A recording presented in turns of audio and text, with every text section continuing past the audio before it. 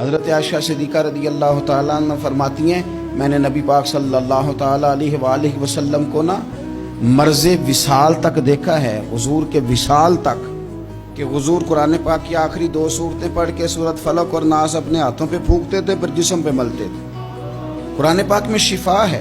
اب تو لوگوں نے دم درود کو اس کو بڑا ہلکا سا کام سمجھ لیا۔ ویسے بھی یہ عاملوں کے ہتھے چڑھ گیا، ملنگوں کے ہتھے چڑھ گیا، کاروبار بن گیا، تجارت بن گئی۔ ورنہ قرآن پاک کی آیات پڑھی جائیں تو حضور نے فرمایا سورہ فاتحہ میں شفا ہے، اس میں کرم ہے۔ یہ چیزیں جو بڑی ہمارے لیے سود مند تھی، فائدہ مند تھی، ہم چھوڑ گئے۔ ایک بڑی خوبصورت حدیث ہے، سنیے گا۔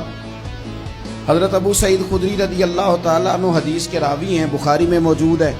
ارشاد فرماتے ہیں کہ ہم ایک سفر پہ تھے، واپس آ رہے تھے، ایک جگہ رات کو قیام کیا، سونا تھا، بستی تھی۔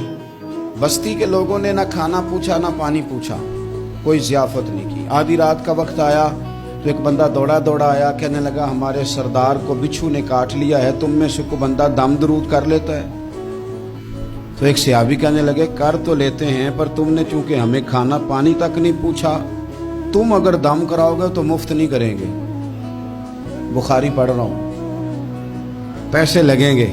کتنے پیسے؟ بکریوں کا ایک ریوڑ پورا۔ شارحین نے لکھا 40 بکریاں۔ کنے دما دیاں؟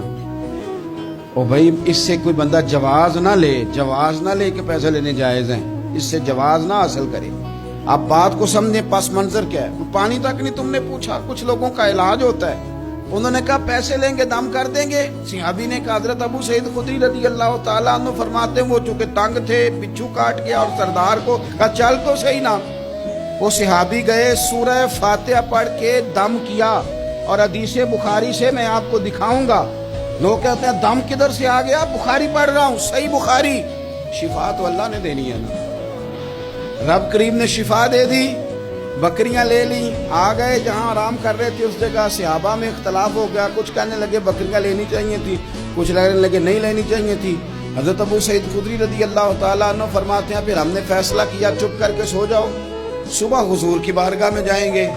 اگر کریم نے کہا لینی چاہیے تھی پھر تو موج بن گئی، اور اگر کہا نہیں لینی چاہیے تھی تو بکریاں ہانک کے واپس کر دیں گے۔ مسئلہ کیا ہے؟ کہتے ہیں صبح گئے حضور کی بارگاہ میں، جا کے مسئلہ عرض کیا، یا رسول اللہ انہوں نے بھی پانی کوئی نہیں پوچھا تھا، ہم نے بھی کہا دم کریں گے تو پیسے لیں گے، تو ہم نے یہ بکریاں لی ہیں۔ شارحین لکھتے ہیں 40 تھی شاید۔ تو یا رسول اللہ اب کیا کریں؟ حضور مسکرانے لگے۔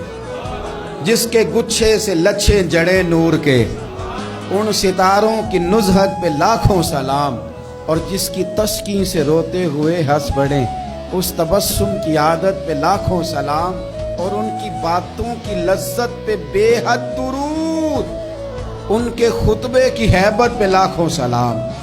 حضور مسکرانے لگے اور مسکرا کے پوچھا اچھا پڑھا کیا تھا؟ یا رسول اللہ سورہ فاتحہ۔ فرمایا سکھائی کس نے تھی؟ کہ یا رسول اللہ آپ نے۔ فرمایا پھر آدھی بکریاں میری ہیں آدھی تمہاری ہیں، اور میرا حصہ نکالو نا بھائی۔